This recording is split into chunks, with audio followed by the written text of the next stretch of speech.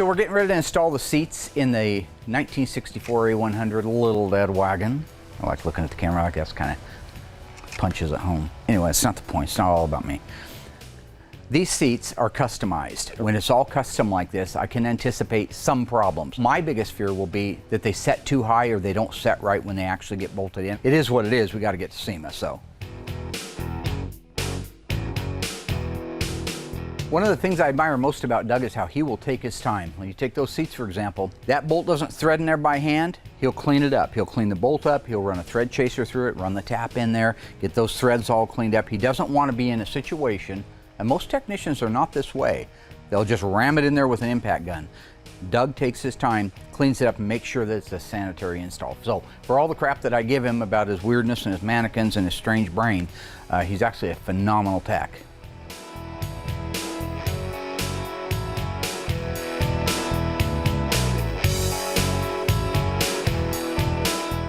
Seats really went in without too much trouble at all. Again, this is a little bit different than what we're used to working on, so we did have to clean up some holes. We did have to find and locate the holes in the floor, that kind of a thing. But overall, it went really well. I'm glad that's done because now the seats are in it, we can set in it, we can set the height to figure out where the shifter is going to be, so we can really start moving forward with the wrap-up.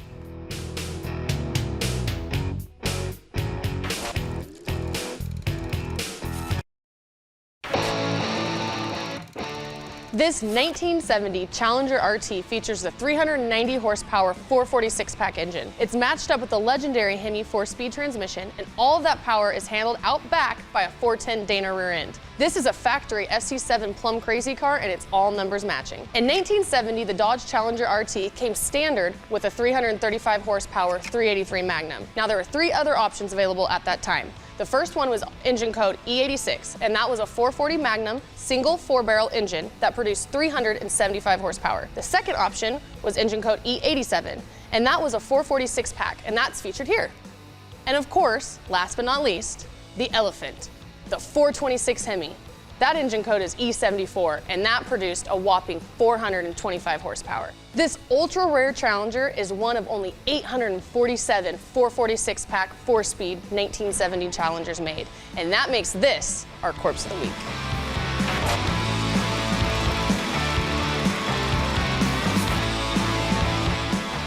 So on our little dead wagon, there are a lot of moving parts and there's a lot of choreography because there's only so much room for so many people. Now, the engine's in it, certainly that means the drivetrain's in it, but the wood has to be stained. We bought a really cool floor bed kit from Yogi's. We're staining it with a dark walnut, and then we're using PPG clear over the top of that, so that's Will's job. The rest of the team are working on getting the stainless steel trimmed and fitted, cut, and put into place for like the wheel tubs and the insides of the bed.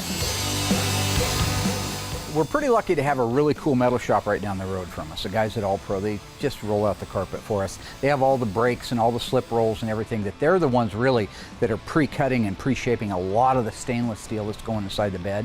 It's big pieces, so you know, inside that bed's 6 feet long and it has to have a certain shape and a certain contour to it. So when you're talking about clear coating over an impervious substrate like metal, it doesn't take nearly as much paint because the paint has nowhere to go, it can't soak in. But this is wood. So that stain, while it goes on there and it soaks into the wood, the clear is coat after coat. Typically speaking, you would want to put 3 or 4 coats of clear on, let it set for a week, sand it, then re-clear it, and continue to do that until you had a nice flush finish.